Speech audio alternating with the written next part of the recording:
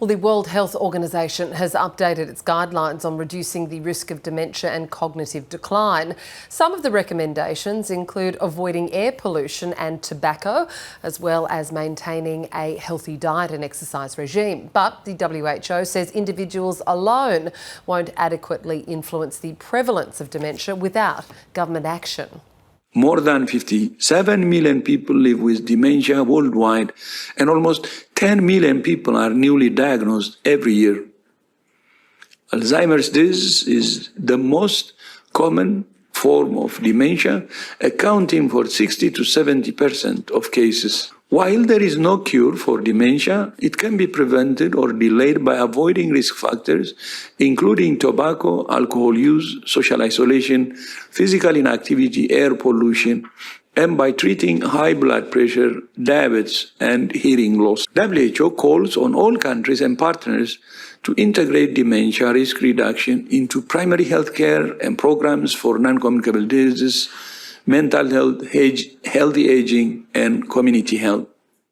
Well, Associate Professor Kaarin Anstey is with the University of New South Wales Ageing Futures Institute. She's part of the World Health Organization's Guideline Development Group, and she joins me now from Sydney. Kaarin, good afternoon to you. Good afternoon. So this is the first WHO update to dementia in 7 years. Just how significant is it? It's very significant because the evidence has really moved. The first guidelines addressed 12 risk factors, and these guidelines considered 20 risk factors. Okay. So a big change from in the last 7 years. We know that, Yes. According to this report, up to 45% of dementia risk could be prevented or delayed by eliminating modifiable risk factors. Can you run us through some of those? Yeah, so the risk factors fall into three main groups. Some of them are health behaviours such as insufficient physical activity, smoking, harmful levels of alcohol consumption, low levels of social engagement, so loneliness is a risk factor, and not being mentally and cognitively active enough. So they're kind of your health behaviours. Then there's a lot of medical risk factors such as hypertension, type 2 diabetes, high cholesterol in middle age, depression, head injury, and in older age there's also risk factors like sensory loss, and then there's an environmental risk factor, which is air pollution. Both indoor and outdoor air pollution have now been shown to increase the risk, and we're seeing evidence in these guidelines that risk reduction in those areas is beneficial. So pollution is something I wanted to ask you about, Kaarin, because as we live in the cities, well, many of us live in the cities, we're exposed to it no matter what. Yeah. We need to get to work, we need to take transport, etc. What sort of levels are risky? Like, what should we be doing from now, from hearing this, to prevent that exposure? Look, it's very hard to know for the individual level, but we do know that there's sort of a linear relationship. You know, the greater exposure you have, the greater your risk. And this is an area where we need policy changes to ensure we're living in the ambient air pollution is low enough to reduce our risk. I think, you know, avoiding heavily polluted areas is now indicated for reducing risk of dementia and other health conditions like respiratory conditions. What about daily cognitive strategies? You know, that whole idea, use it or lose it. But should we be doing certain things?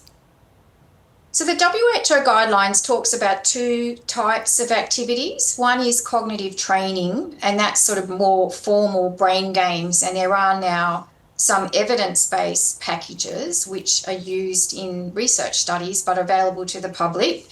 And then the second type, which is more accessible to everybody, is what we call cognitive stimulation. So that's participating in things like reading novels, playing games, learning a language, doing a course, going online, and you know, doing something challenging with your mind. So it's that use it or lose it concept. Back to the Scrabble board, good old fun, right? That can do it too. Before I ask about what the guidelines recommended against, I just want to get your hot tip on diet. What should we be eating? So the guidelines don't specify a particular diet because there's so many healthy diets. They look generally at healthy diets, but most research is around the Mediterranean type diet. So all of the healthy diets have high fruit and vegetables, low processed food, low sugar.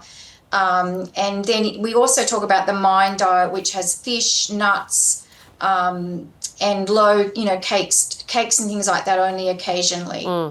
So can you tell me what the guidelines are recommending against?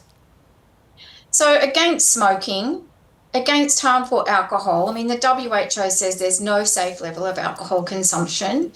I guess they're the kind of against, putting it that way, activities. And then there's other things like there's new evidence showing a benefit of weight loss in middle age. So we've known for quite a long while that being obesity and overweight in middle age increases your risk of late life dementia. It's particularly a problem in middle age. But what's now finally we have evidence that actually people who lose weight also have a cognitive benefit from that. Yeah, okay. I also note that there's been an update to the guidelines with respect to menopausal hormone therapy. Yes, that's right. So in the original guidelines, they didn't include or consider MHT. In these guidelines, they recommend against menopausal hormone therapy for women 65 and older when it's actually shown to increase risk of dementia, so commencing MHT later in life. But there's insufficient evidence for them to make a recommendation about using menopausal hormone therapy for the benefit of cognition at any other age. And so if people want to go and jump online and have a look at this more in detail, where can they go? Oh, well, it's on the WHO website. If you Google WHO guidelines, dementia risk reduction, you'll find it. Okay, really some great information there. Professor Kaarin Anstey, thank you. Okay, thank you.